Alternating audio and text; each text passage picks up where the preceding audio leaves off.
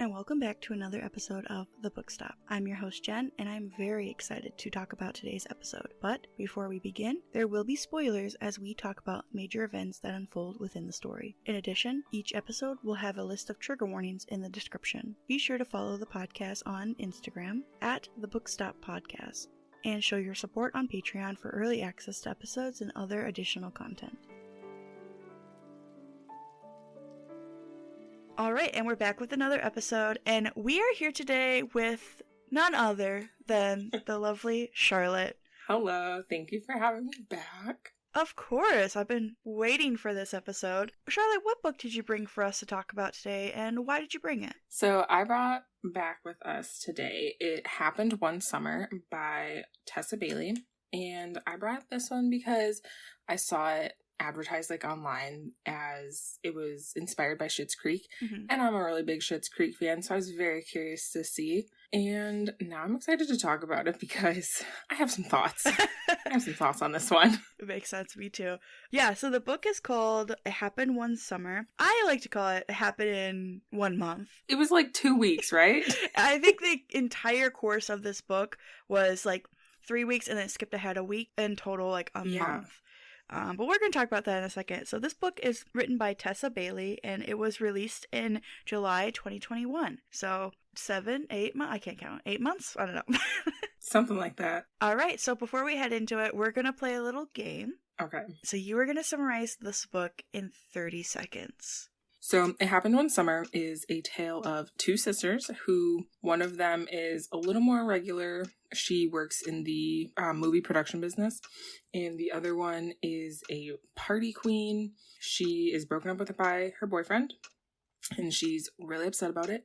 And so she gets mad. She throws the biggest party she's ever thrown. She breaks into a hotel pool, like mass chaos. And she's arrested. And her stepfather cuts her off and is like, you're going to your old town where they used to live when she was like a baby. Is going to have to take care of a old dive bar. But then on the way, she meets a very handsome fisherman and things take a turn for her. Yeah, that honestly sums it up pretty well. Yeah, I'm going to summarize it really quick for anybody that hasn't read this book or heard of it. Piper Bellinger is a wild child with paparazzi constantly at her heels. After an out-of-control party, her stepfather decides enough is enough, sending Piper and her sister to learn some responsibility by running their late father's dive bar in the small town of Washington. This is where she meets the bearded sea captain, Brandon. This fun-loving socialite and the gruff fisherman are polar opposites. But there is an undeniable attraction simmering between them. Piper doesn't want any distractions, especially feelings for a man who sails off in the sunset for weeks at a time. Yet, as she reconnects with her past and begins to feel at home in Westport, Piper starts to wonder if the glamorous life she knew is truly what she wants. LA is calling her name, but Brandon, and this town full of memories, may have already caught her heart. What a good fish pun. Thank you. All right, let's hop into it. I'm sorry. Let's dive into it. Perfect. All right, so in this book, what is your favorite quote? My favorite quote is from page 145, if anyone's reading along. Protocols might change, but the rhythm of the ocean didn't. The songs remained the same. Sunsets were reliable and eternal. The tides would always shift and pull. And I thought it's just really stuck out to me because it was actually very deep and just didn't really match the whole vibe, but like in a good way. Like I think it was good. I think this actually might be part of Brendan's point of view. I'm not even sure. But so that would make sense because that's kind of more his style.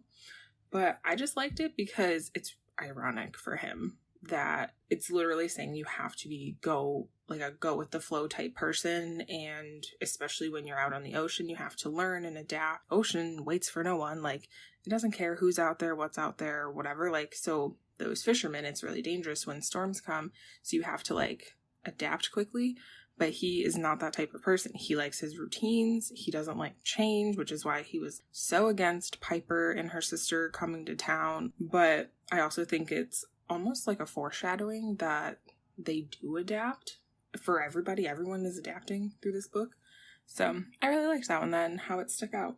100% agree with you. It is kind of this diamond in the rough. There is this solidarity about this quote that sticks out against everything else because everything else is a little out there. We'll talk about it in a second, but I do like that quote. It's a very nice quote. Thank you. Thank you. I have two quotes. Piper and Hannah's mother, before they both go to Westport, she says, so she's talking about fishermen and how their job is so dangerous and how she shouldn't fall for one because she's going to just end in heartbreak like she was. And the quote is, her gaze grew distant. Their job is dangerous and they don't care how much it scares you. They go back to the sea every time. They always choose it over a woman. And they would rather die doing what they love than be safe at home. Her mom says this. It's honestly the only thing her mom really contributes to the story. Yes, that's literally the one thing her mom is good for, is to be like, don't fall in love with a fisherman. Which is, incredible foreshadowing. It's foreshadowing the entire book. Right. I feel like it's also like just pent up anger and regret and sorrow from how she lost Henry. Definitely. I would have loved Brandon meeting her. That would have been interesting. And seeing how it worked out. I feel like her mom would never really accept their relationship because it happened to her. She feels like it's going to happen again. Maybe not accept is the word, but just like wouldn't be comfortable. Yeah, I know what you mean. I can see that. I can see how they would probably get off to a really rocky start and rough waters, one may say. There it is. I can see how they would get off maybe on the wrong foot and it not be like her favorite situation, but I think once her mom saw how Brendan was with her, then it might make a difference. Yeah. Because Daniel does not seem like a very lovey-dovey type. Just saying. Just saying. The other quote I have is from Piper, and she says, I can be in a room full of people I know and still feel like I don't belong. I like this quote because I like that it's only the readers that are singing it. Not Hannah, not Brandon, not anybody, not her parents, nobody. And you get to see this like self-doubt that grows in Piper, which is it's such a hidden thing because she's not very open about things that she can't do. Right. So it was nice seeing this like moment of weakness in her. Yeah. I almost picked actually a quote. I think it's from the same conversation where she's talking to Brendan and he's like, don't ever say that there are 1,000 of you because that's just so not true. Like paraphrasing, of course. But I almost picked something like that just because Piper continuously is so down on herself, whether it's outwardly or inwardly. So we, as a reader, are able to see both ways. And we get to see those moments that, like, Brendan or Hannah or whoever might not see, like, between Piper and other people. Very important part of Piper that we got to see in the book. Yeah. All right. So we're going to hop over to some likes. What did you like about the story? One of the things I liked was that Hannah which is Piper's sister, immediately packed her bags and was like, we're going to Westport together. Like, don't try and stop me. I'm coming with. She was just so gung-ho about it, which is such a change from everyone else in Piper's life, even though Hannah's not always there because she works a lot and projects take her away and stuff. But, like, that was a really nice thing, and I think that it made a world of difference for Piper, because if Piper went by herself, I don't think it would have had the same outcome. Yeah, definitely. Like, Hannah had a life in LA. She had a relationship and she had a job and she had a life, but she knew that Piper really needed her sister right then and there because everything just felt like it was kind of falling apart. And she was that support system for Piper. So, and she's the one that like bailed her out of jail and all this kind of stuff. So, and she was the one that got her to go back to LA. She was there for her no matter what. And yeah, I do like their support system. I mean, that was really the only support that Piper had with her being away on projects or busy working and stuff. She wasn't always right there. Okay, one of the other things I liked from Piper was that when she got to Westport, she immediately chose to, like, prove everyone wrong, whether she realized it or not. Like, her choice was, I need to prove everyone wrong, that I can build this bar back up and I can make a difference and I'm not gonna just be that party girl. And it was actually because she wanted to go home and be that party girl. But, like, it also was kind of showing how everyone was telling her that she lacked the motivation and ambition to build a life for herself, and that all she wanted to do was go shopping and hit up parties and stuff. But like, there was always more to her, and I just don't think Piper even realized it until she had the proper support. Mm-hmm. Which I think a lot of it did come from Brendan, because he was the one constantly telling her, like, you're more than this. Like, I don't see you that way. Like, you shouldn't see yourself as just the party girl or just the hot girl on Instagram or whatever. You know, like, her mom wasn't ever supportive. Her stepdad, we know, wasn't supportive. And Hannah couldn't always physically be there to help her. Yeah. And Piper's best friend, Kirby, was useless because all she did was use Piper. Right. So, you know, I think the breakthrough that Piper needed probably wouldn't have happened without Brendan. Yeah. I actually think that, like, this might be a little bit deep, but Piper was exactly who she needed to be. She was just in the wrong town. Like, I just don't think LA, her qualities that make her Piper in the best way in LA were, like, because she was good at being that bubbly person and throwing parties and makeup and fashion. Like, yes, that was who she was, but I think it was better in Westport because there was people that wanted the knowledge of that. Yeah. So, like, I just think, like, she was the right Piper in the wrong town. Yeah, absolutely. Going back to, like, the comments of her, the second you get into the book, it's literally beginning with her breaking up with her then boyfriend of like 3 weeks. I think they were dating 2 or 3 weeks. Yeah, something like that. And she's getting like these awful comments about her from this man, and then she goes to jail and is getting awful comments from the police officers, you know, goes home, and her stepdad are saying these, like, the entire beginning is just her just getting degraded by all of these comments and words and names and stuff. So I think her coming to Westport and kind of seeing a different aspect on life and seeing how Brandon sees her definitely helped with her character development. For sure. I would agree. So some things I liked about this story. I love the small town vibes. I love stories of like people going from a big city and having this kind of lifestyle and then going to a smaller city. And at first they're kind of an outcast because they're like, I don't know what I'm doing here. But then they settle into a lifestyle that is actually better for them. Mm-hmm. So I do like that aspect of the story. I also loved the POVs between Piper and Brandon. I've said this a dozen podcasts. I love POVs in stories. I think it's an amazing way to tell a story. And not only do you get a little bit more length, but you get to see that character development between more characters, or the thought process between them.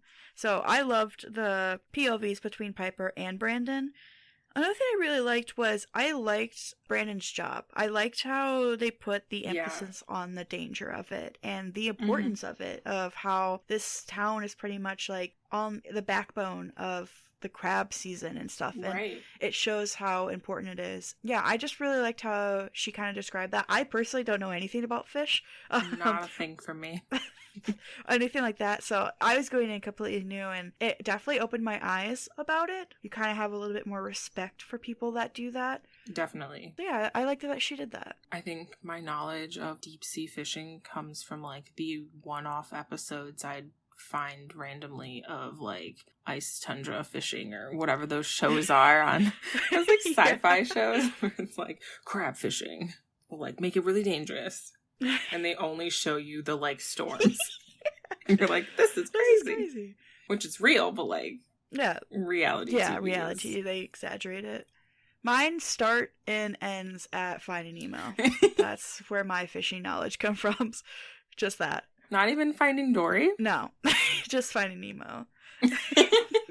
I learned a lot about whales and Finding Dory. Oh, that is true, yeah. But I guess you don't really go fishing for whales. I think that's illegal. Maybe. We won't get into it. Because I don't know the logistics behind it. Fishing. Everyone thought they signed up for this book podcast. No, it's fishing now. It's a fishing podcast. Let's hop over to our dislikes. One of the main things that I have beef with in this book is the amount of adjectives that Tessa Bailey uses. Girl, just tell me about the coat or the air. Like, 3+ adjectives for one thing was a bit much. Mm-hmm. And the adjectives really got out of control in the multitude of sex scenes that we also had in this book. Yes. It was just a lot. It was unexpected, first of all. That was my second problem with this book. They just came out of nowhere. Mm-hmm. But, like, so the adjectives combined with, like, them sleeping together and everything, like, it was a lot at that time. And then it just felt a little lazy in the sense that, like, seemed like it was kind of a first draft, and that we could have gone through it again and maybe made some changes that would have really elevated it. Because I think it's a really good story. I actually quite like it. Mm-hmm. But it was just the way it was all worded wasn't my favorite. Yeah. It felt very fanfiction-y. Yes. Fanfiction-y. That is a good way to describe it. That explains it very well. It felt like I was reading a fanfiction for Alexis from Schitt's Creek with Buddy. What's his name? No, not Buddy. Mutt. Yeah, like a Mutt stan got a hold of some pens and paper and was like, this is how it should have went. Yeah, exactly. But yeah, I felt like it was too fanfiction-y, as well as, like, clearly this book was trying to go for, like, an enemies to lover trope. Yeah. But he, like, stopped being her enemy after, like, 2 days because he, like, fell in love with her. And he got scared by this, like, 5'2" sister, Hannah. Yeah. She yelled at him and he was, like, terrified for days. And I'm like, okay, sir, do you not interact with people a lot? Like, he doesn't. I mean, true, he doesn't. It just needed a little more time to really get the major arc of everyone's stories. I think it felt rushed, especially since some of these chapters were rather long. Yeah. And about nothing. It's literally called It Happened One Summer. 3 or 4 months to, like, span this out, but no, she wanted the entire thing done within a month.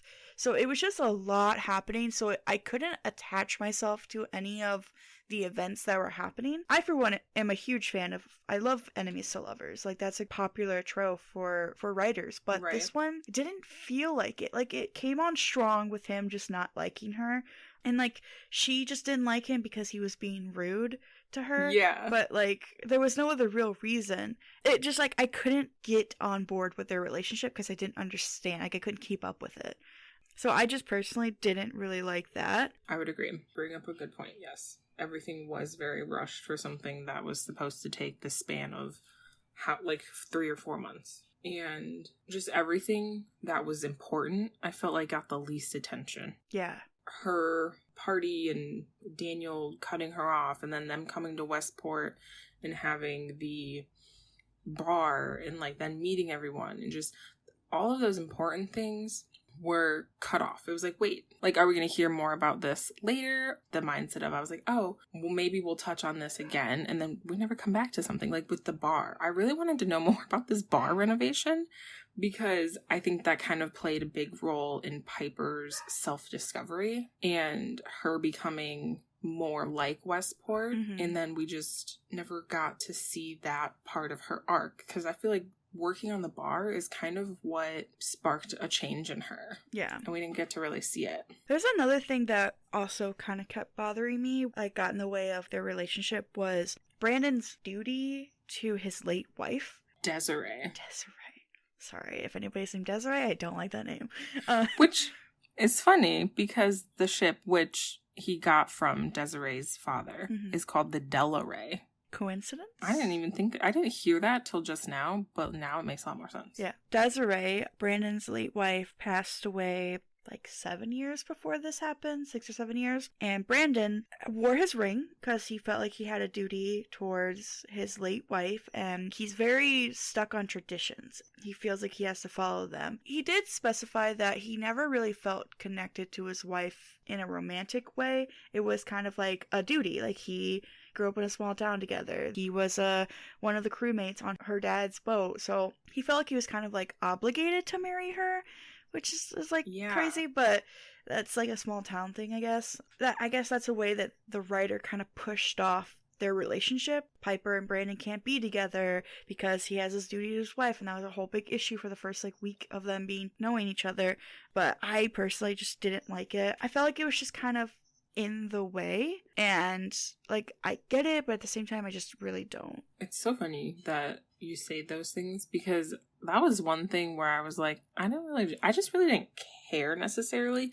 I think we could have done, he still wears his wedding ring, because I think that was part of their enemies thing, was Piper saw the ring and was like, oh, he's married and he's hitting on me, what a scumbag. That kind of a thing. She had that mindset till she found out Desiree died. And she was like, oh, this is awkward. And I think it set up a few different scenarios, like with the memorial service for her that she interrupted with shots. And like it set up a few different scenarios that did kind of further her and Brendan's relationship, because the memorial service was kind of a turning point for them. I think it could have been like, I had a wife, she died, I still feel this duty because of her dad. He's still here. I owe a lot of my success to him. Because, I mean, Brendan wouldn't be a captain without Mick, which is Desiree's dad. I think it could have been like more, he realizes his duty was, he wasn't holding duties to his wife. It was to his father-in-law. Yeah. Because he felt that pressure. But also, I think Mick was kind of a jerk, which he started out fine, but then he was really rude, and I was like, I thought this would be a case where it's like, it's been 7 years, Brendan, like, get a life. But no, Mick was like, it's been 7 years and you're cheating on my dead daughter. Like, that's not how that goes, sir. Yeah. Like, I think he waited an appropriate amount of time, longer than a lot of people would, probably. Yeah. It's because he's still stuck on the fact that his daughter died, so he expects him to stay. Understandable. Yeah. Felt like it was kind of just a plot device. I wish it was just put in there a little bit better, but that's just more casual, perhaps. Maybe just like different, not how she did. Tessa, if you're listening to this, we're sorry. Tessa, no hate, girl. Tell the story exactly how you want to. So I want to talk about Piper for a second. So I know obviously she's our main character and we've talked about her a lot, but I want to talk about her past a little bit. I guess this kind of falls under something else I kind of wish happened, but I wish there was a little bit more connections to LA besides the fact that she, her money is there and her family and blah, blah, blah. Because they did mention that she had like a makeup line that didn't work. They did? They mentioned that? Yeah, it was either lipstick or mascara or something. It was a makeup line that she made with Kirby, and it didn't work. They ended up just, like, pushing it aside. Why do I not remember that? That makes sense, but, like, I just don't remember that. Yeah, and then they also mentioned her being an influencer, but they never outright say it. They say that she has, like, a verification on Instagram and because she's an influencer, but they never outright just say what she is. So I wish they would have gave her more of a purpose to want to get back besides she's uncomfortable here and she doesn't have really a connection. So it kind of, like, shows, like, she doesn't really have a reason to go back, so obviously she would just rather stay here in Westport in the end. Yeah. Like, you kind of could see that. Right. So I just wish there was a little bit more background on her and give her a reason to go back to LA. Yeah, I didn't even remember. I, like, vaguely, I guess, remember them mentioning a makeup line. I think, yeah, if she had maybe, like, she started a clothing store or something like that in LA, but she wasn't really in it, but she oversaw it. Maybe that could be a motivation to go back because that's something that maybe she was a bit dedicated to or needed for. It just was like LA didn't really need her. It was like paparazzi and brands wanted her, but it wasn't like it was make or break for her. And also, if she was an influencer, when she went to Westport, she was not doing any influencing. Yeah. She hardly posted. Yeah, she tried, but... I mean, kind of the point, but I think you're right that there was nothing holding her to LA. Her sister has, the capability to come and visit anytime, and her parents, or, mom and stepdad, they didn't make an effort to even consider coming and visiting her, so it's like, that's not a loss to her if they don't want to come there. Because I'm sure Piper can go and visit them whenever. I mean, she didn't have a good group of friends, and her boyfriend had broken up with her. Not that he was anything special, but she just had nothing tying her down. And in Westport, she had genuine friends, a grandmother who wanted a relationship, this fisherman who was obsessed with her. All the things that she was missing in LA were in Westport. Other than that, she could go up to Seattle for shopping. Apparently there was good shopping there. Yeah. So, exactly. they're just wasn't the ties. Yeah. I never worried that she was ever going to go back to LA. I never thought, oh, yeah, she's definitely going to go back. I didn't either. I was like, oh, she's 100% going to stay here, which made me a little mad because I'm like, okay, so she has to uproot her whole life to live here for this fisherman. Brandon was like, I'll come to LA and live with you in LA if you want me to. And I was like, okay, you win a point back for that, but you almost got caught. Yeah. I would say in this story, my favorite character would have to be Hannah. Do I need to explain? Okay, I will. So, she's very loyal to her sister. She's very passionate about what she likes. She felt like the main character to me. Like, she had things she cared about and was, like, very passionate about. She had that main character energy. She does. Is the type of person that Piper needed right then and there. She's very protective. I really liked her. I think she had a good connection. I think she brought a lot to the story. She wasn't just some side character that was there to help out every once in a while. She had a presence in the story, which I really liked. And she's getting a sequel, which I don't think we said yet, but Tessa is writing a sequel. Yeah, hook, line, and sinker. Oh boy. But yeah, so it's about Hannah and Fox, which is Brandon's friend. I am very curious about that, but we're going to talk about that sequel later on in the podcast. Who would you say is your favorite character? That's a good question. So, like, I kind of want to say Piper. She was just so, like, the typical character for the role that she was being written for, you know, which obviously because it's a book, not real life, but it was just very typical. Okay, so I'm going to say my favorite character is Brendan for the sole purpose that, like, I really like Hannah, but I just didn't get enough of her for her to be my favorite.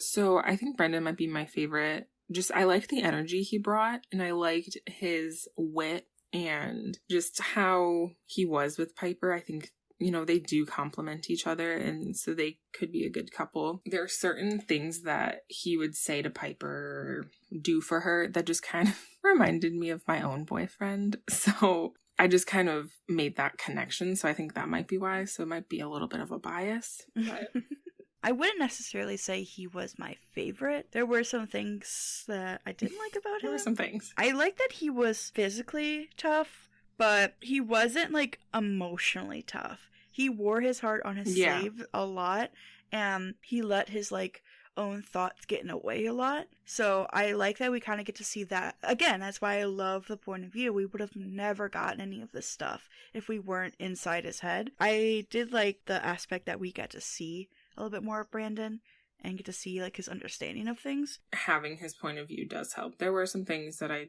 didn't love about him, which we didn't see till way later in the book.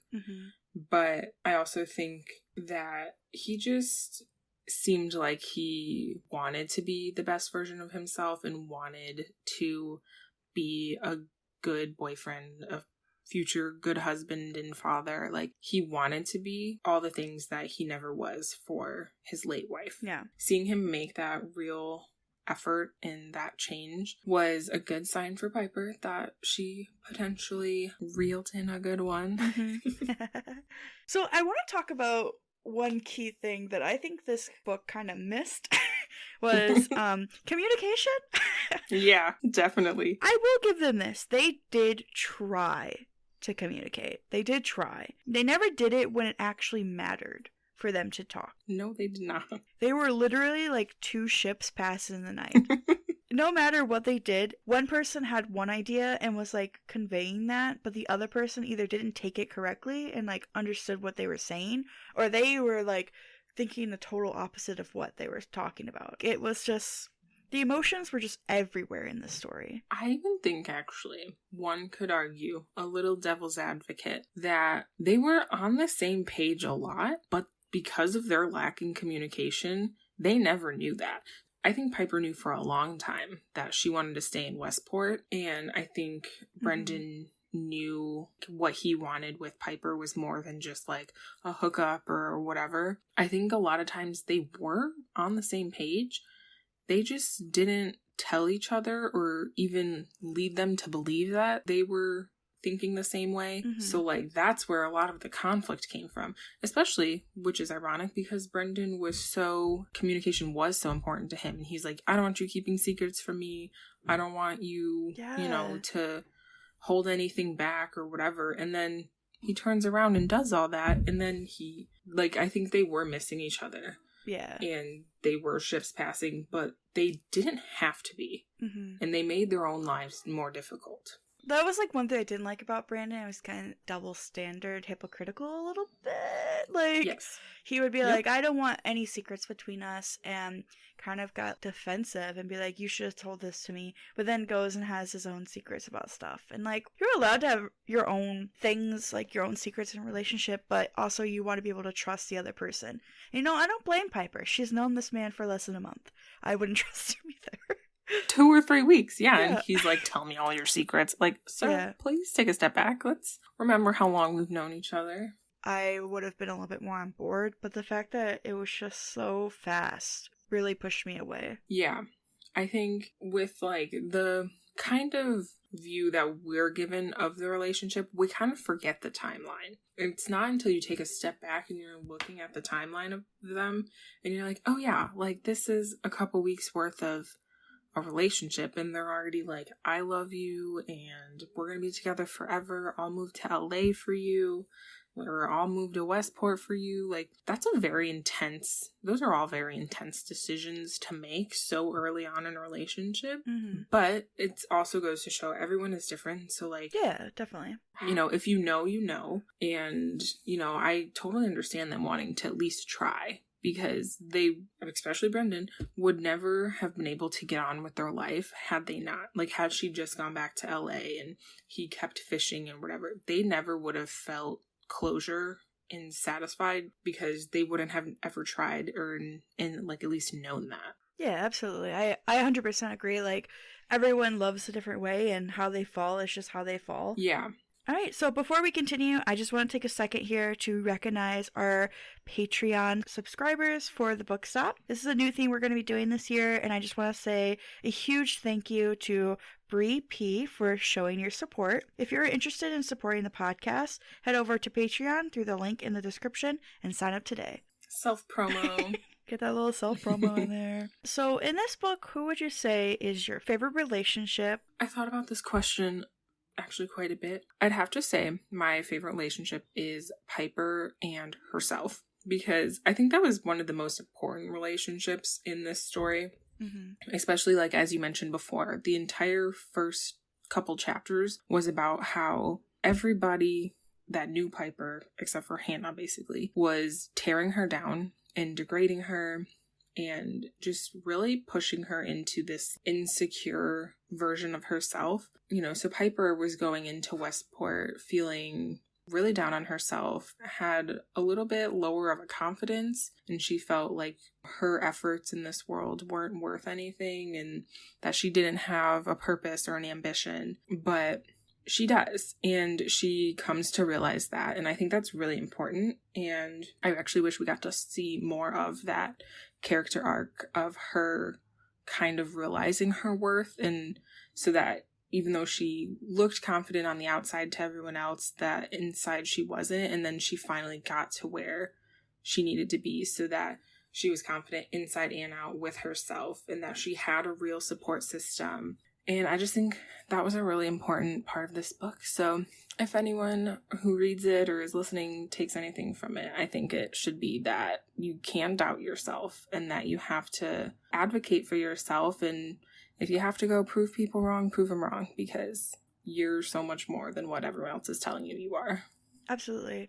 I love that the first kind of sign that we see of her where she's very exact opposite of what everyone says is like when she fixed up the bar. Mm-hmm. And she's like, you know what, I want to do this. I want to put my time into it. Yeah. And I want to dedicate myself. And it shows like she was very dedicated to it. I felt like that was great character development for her. Yes. And I loved seeing it. Me too. Absolutely. So my favorite relationship, I found this one, I guess I wouldn't say it's like absolutely my favorite, but it was the one I was most intrigued about and honestly wanted more of, was Henry Cross and Westport. Okay. Henry is Piper and Hannah's dad. Henry had a huge impact on this town, but we didn't really see it. We saw that they made the statue for him. There was the bar, and people like mentioned him when they first got there, but after that, you didn't see him anymore. I would have personally maybe loved some, like, diary entries, flashbacks, people just sharing stories about him. I just wanted more of seeing him in Westport. But yeah, no one really talked about him after the first initial, like, oh my gosh, are you guys the Cross's daughters? Stuff like that. So I personally just would have liked to see a little bit more and, like, see the impact that he had on this town. I would agree, yeah. To give him a statue and for it to be like such a big deal that his daughters came to the town and, you know, everyone was like, oh, Henry Cross, like, you know, almost as if he was kind of a celebrity to their town. Yeah. And then we get no information on him. Not even from Opal, which is their Hannah and Piper's grandmother, which is Henry's mother. Like, we don't even get any information from her, which you think that she would want to, because here she has her granddaughters, finally someone to talk to, and would maybe even be interested in hearing these stories that everyone else has probably heard a bunch. We don't get any of that info from her even, so I think that is a really big thing that's missing, because it would explain a lot more about the town and what Hannah and Piper mean to the town too, because they're his daughters. Exactly. Opal would have been the perfect way to get more information from him. She could have just simply had conversations about Henry to them. That would have been perfect. Yeah. But yeah, he just wasn't really around besides like a couple of pictures and the statue. That's just me. I would like to see a little more of that. Maybe in the second one? Yeah. Because Hannah did spend some time with the grandma. I was just going to say that. I was going to agree. Yeah. Yeah, so maybe we'll see something in there. Are you going to read the sequel? Yes, most likely. Okay, me too. Now that I know there's another one, I am actually curious because I want to know what the time frame of it's going to be. What do you think is going to happen in this next one? I have a couple ideas. One of them is the more simple idea. I feel like it's going to be pretty much almost the exact same story, but for Hannah and her friendship or relationship, whatever you want to call it, that she has with Fox. Mm-hmm. But I think it's because I'm assuming from the clip that we got in the back of the It Happened One Summer book that it's going to take place at the same time as Piper's story. Mm-hmm. So I think it's going to kind of be almost, you know, it's going to be about Piper a little bit, but more Hannah's point of view on everything. And then also when Hannah is off at the record store or with Fox, or when she, you know, Hannah made a couple of friends. And then she also spent a lot of time with Opal, her grandmother. So I think it's going to kind of be almost the same, but we get to see those parts of Hannah that Piper didn't get to see because she wasn't there. Yeah, I was going to say that the grandma thing for sure. I feel like she was around the townspeople a little bit more because of the record store. Mm-hmm. So people would come in and she would see them. So maybe she is more connected with the people in the town. I hope they do an epilogue because I would love to see maybe a couple years down the line and like Brandon and Piper get married. They have kids. That would be so cute. That would be cool. Like, I need to see some distance, year distance. Yeah, because everything happens, like we've mentioned a couple of times, within a month. So to see a little bit more long term of what's going to happen and how things end up playing out based on what we know already, I think would be very interesting. Do you think that there would be like a third book and it's like another one from Piper's point of view, or like maybe even a Piper Hannah book? From like in the future? Yeah. Maybe.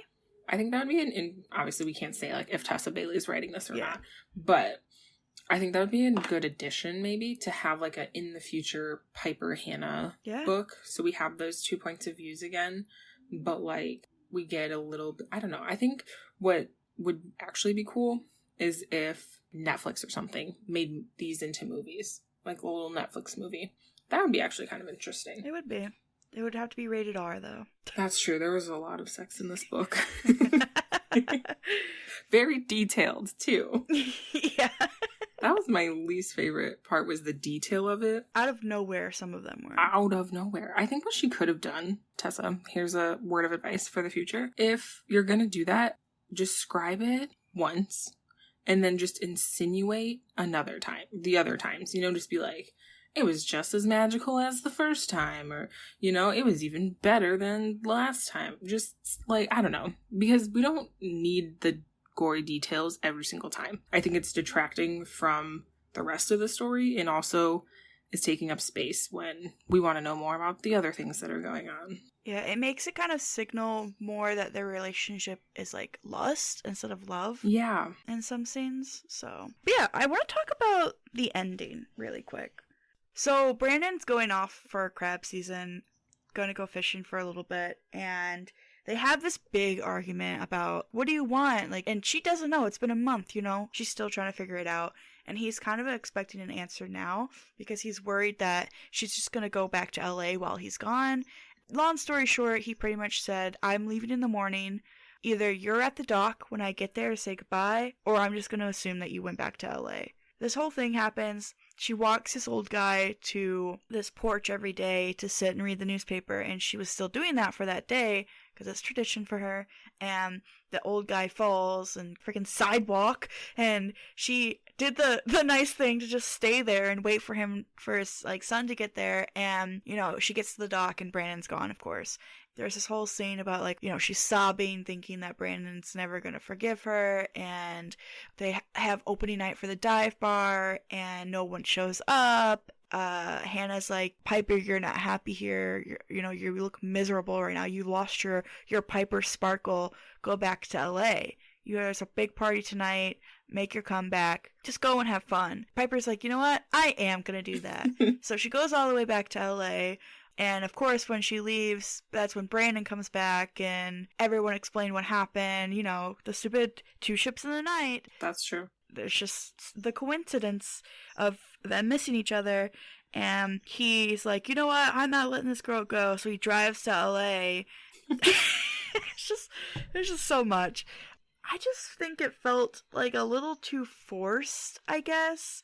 That's a good way. That's a good way to describe that. The coincidences were just, there was too many all consecutively happening that it felt very forced. Like the writer was like, I want it to end exactly this way and I'm going to make it happen. It had good potential. Like, I think it was a way to show that character development of what is she going to do.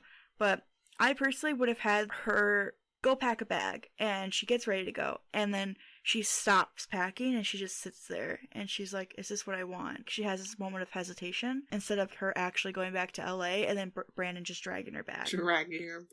I don't know. I didn't personally like that. I felt like there was no character development. It was like a character recession, kind of, which I think is what she was going for, is she was making Piper choose what was considered a safe option. But here's my thing about it. Was Brendan and her weren't even fighting necessarily about if she was going to stay or not, because Piper knew she was going to stay and she was trying to tell him, but he was just being irrational and ridiculous and was just yelling at her till she was sobbing, and he wouldn't listen to what she was saying. Also, whether or not it was her safety net of going home and inviting her stepdad to the grand opening, why wouldn't she want the stepfather to be there for the grand opening? Because that's the whole reason that she's there and why she was doing this to begin with, was to show him I have ambition, I have capability. It's a whole big proving him wrong thing. So why would she not want to do that? Then the party in LA.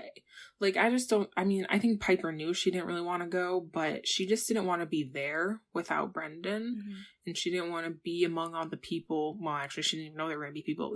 She was just sad. It was a very depressing moment when no one comes to your grand opening and it's been 2.5 hours. Here's my thing. No one called. No one texted them, Right. Her grandmother couldn't even pick up the phone and say, I'm going to be late because the news right now is crazy with that, oil rig fire or whatever. Yeah. That's what gets me, mm-hmm. Which brings us back to the communication with everyone, is that just no one texted each other and been like, hey, we're running late. And then, so Piper goes to this big Piper Returns party. It was just the most anticlimactic thing in the entire book. They were talking about this party, all the people, the brands, the theatrics of it all. Mm-hmm. And we get to that point and it's just her sitting on a unicorn wanting to get off, Kirby says too bad. She's on stage and then she immediately jumps off. Like, there was no build-up for this comeback at all. Yeah. And the party was sounding like she didn't describe the party to be theatrical like it supposedly is. Mm-hmm. And then Brendan's just there.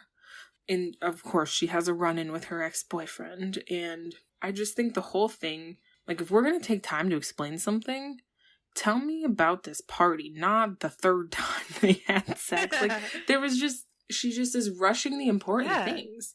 I just think we could have had more about the party, like Piper getting ready for the party with Kirby. Like, what were they talking about? What was Kirby telling her to do?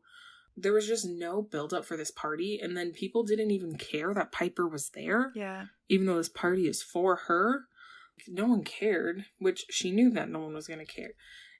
Just the whole thing was anticlimactic and not up to its potential. It didn't feel like there was any suspense that anything was going to happen.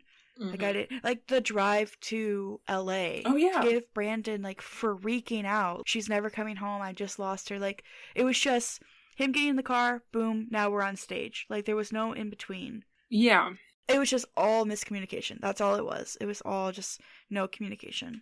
To add to the lacking communication, Hannah couldn't even text her sister and be like, hey, where are you staying? You know, just like Brendan had a whole drive down to LA. I don't know, like, I know you want, like, surprise and the love and whatever, but, like, if this was real life, like, I'd be texting my sister and I'd be like, hey, he's back. He knows he's an idiot and he's on his way to you. Like, exactly. You can meet him halfway, or, like, tell him where you're staying, or tell me where you're staying and I'll tell him. And I don't know, like, I just feel like there would have been a little bit more. Like, I couldn't believe Hannah couldn't text her sister. Yeah. Or wouldn't text her sister to warn her.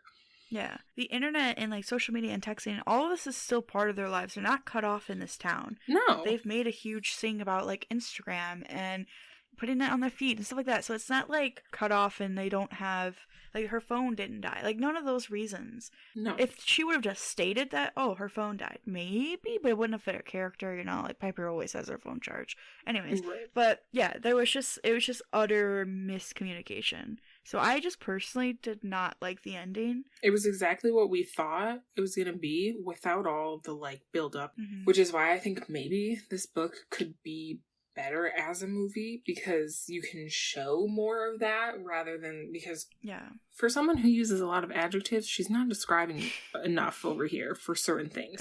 So, like, maybe that would do the story a little bit of a benefit, would be to, like, visually see how some of this stuff went down.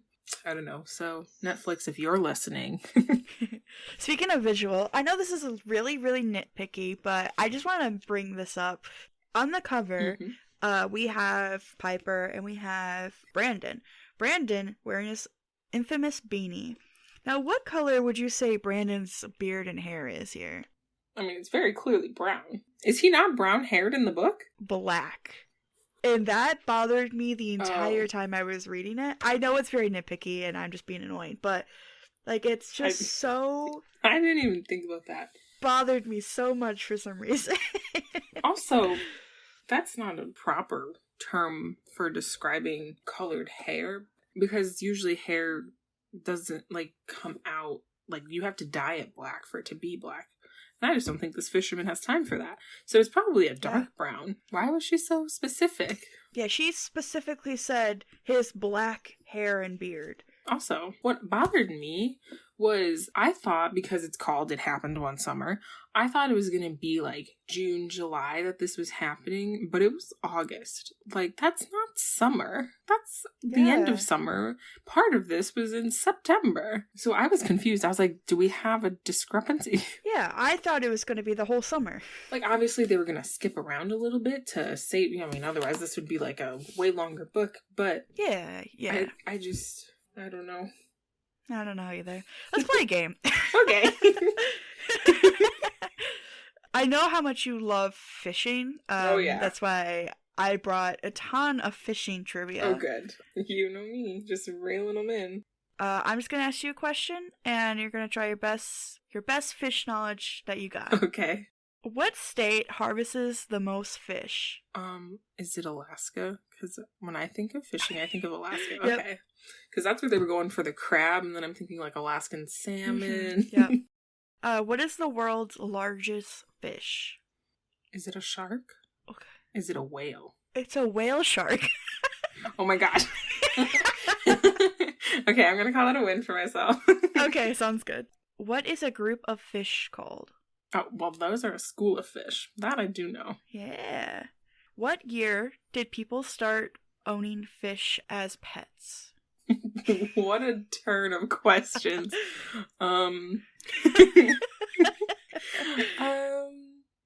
It's not the year that you're thinking of. Okay, I don't know what you think I'm thinking. I was shocked by this answer.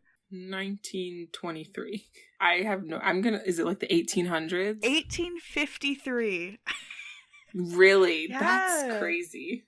How do they have record? Who was the first person that was like, this belongs fish now? Oh my gosh.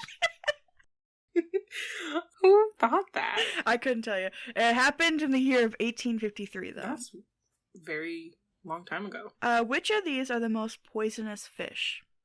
Needlefish, rice fish, pufferfish, snailfish. I don't remember what it's called. The second one that you said. Did you say a rice fish? Rice fish? Okay, is it the first one? It's pufferfish. Oh, pufferfish? Interesting. Pufferfish. Of these fish that I've listed. Okay. Wow. I'll give you like a solid B-. I was going to say, that's a little 50-50 there on my fish knowledge. Let's even it out. So it's we'll even it out. Name one famous fish. Dory. Nemo. Oh, whoa. 3. And they happen to be, they were all in the same movie. Extra credit right there. Is there anything in this book, in your own opinion, personal opinion, that you would have done differently, would have changed? I personally, like we've said before a dozen times during this, I would have changed the ending. But I also would have just gave it a little bit more time. And I wish there was a little bit more inclusion with other townspeople besides just Brandon and the occasional old man visit our grandmother. Yeah. So just like more interaction with other people in the town to give her like more of a connection to it, I guess. But I would just like to see like interaction with more people. Yeah, I think that would be really beneficial. I don't think I have any other like missed opportunities that I haven't already said, because the bar renovation, allowing more time for stuff, and then explaining the party at the end a little more. Like, I just kind of think more time for the big events in the story just really sums it up. I don't think I have anything else besides those, which, that's good. Yeah. It was a good story, and I liked it, and I do want to read the one from Hannah's version. Yes. So. Yeah, for sure. We do a little something different here on the podcast. We do a rating scale that we personally make up. I would give It Happened One Summer 6 nights out at the bar with Grandma out of 10. That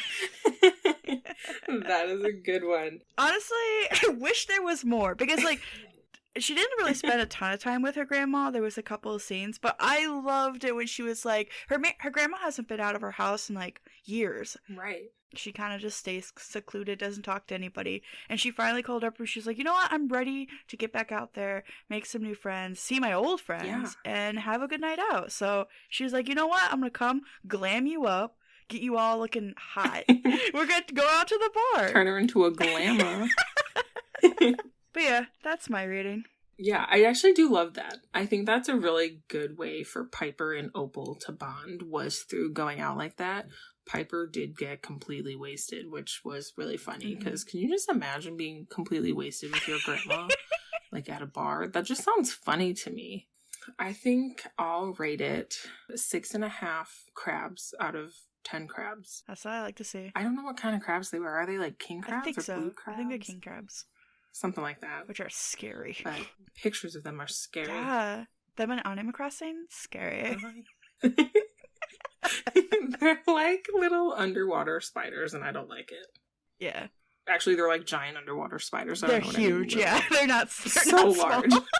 That's why he's a millionaire. Potentially billionaire. That's crazy. That's another thing. Hold on a second.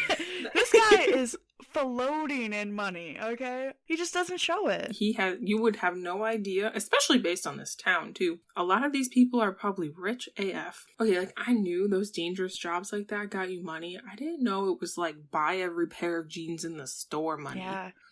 I just feel like Piper's bouncing, like, from one sugar daddy to the next. But she always got her OG sugar daddy. Sugar stepdaddy. Mm-hmm. Ew. Just kidding. You know what else I found really funny? That they bought a chandelier off Facebook Marketplace, but then went to a hotel and spent thousands upon thousands of dollars. Okay, so that part is funny. So they had to pay $40 for this supposedly amazing chandelier. Meanwhile, Brendan just probably laughing like, ha ha ha, I have so much money and you're buying a dingy chandelier and I'm not going to tell you. But like, yeah, and then he goes and spends so much money for one night in Seattle. Yeah. He could have pitched in for a chandelier. Because I guess they didn't even mention this, but Piper and Hannah had such like a very small budget. Mm-hmm. So, and like that had to survive them for renovations, food, and like supporting themselves while there. What would they have done if they didn't meet someone with a car? You know? I have no clue. Couldn't tell you. How would they have done this renovation? There's a lot of thoughts. I have some unanswered questions now. They wouldn't have done the renovation. That gazebo would have never been built. They wouldn't have had anything. I think they would have just given up. I think she would have just been like pouty and been like, never mind. I mean, they wouldn't have had the means to do anything. Yeah. I don't know. Thank you so much for coming on. Thank you for having me. Of course. It's always a joy. This was a good one. This one's a fun one. It's going to be a long episode. I'm excited. But yeah, thank you again. I don't think we have a one scheduled right now, but I am looking forward to our next one. Yeah, we'll have to read and then schedule the next one based on the sequel so we can give our updated opinions. Thoughts. Yes. Yeah. All right. Well, thank you again. We'll see you soon. Thanks. Bye. Thank you for turning the pages with us today. If you've enjoyed this episode, show your support by leaving a review, sharing the episode, and following the podcast on Instagram at The Book Stop Podcast. Join us on Patreon for early access to episodes and other additional content. Thank you for listening, and I'm looking forward to the next one. Hope you are too.